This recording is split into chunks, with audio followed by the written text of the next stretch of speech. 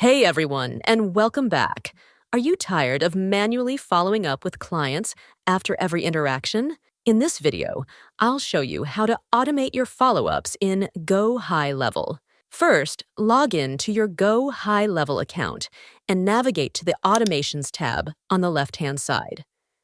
Next, click Create Workflow and choose Start from Scratch.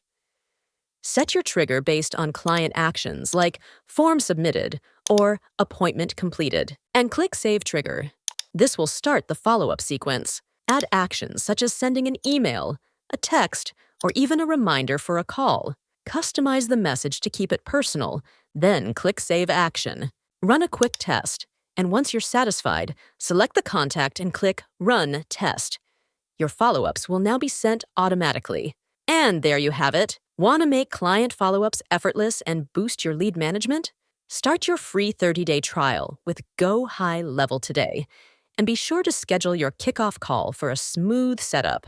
All the links are in the description below. If you found this tutorial helpful, please give it a thumbs up, subscribe, and hit the notification bell so you never miss an update. Thanks for watching.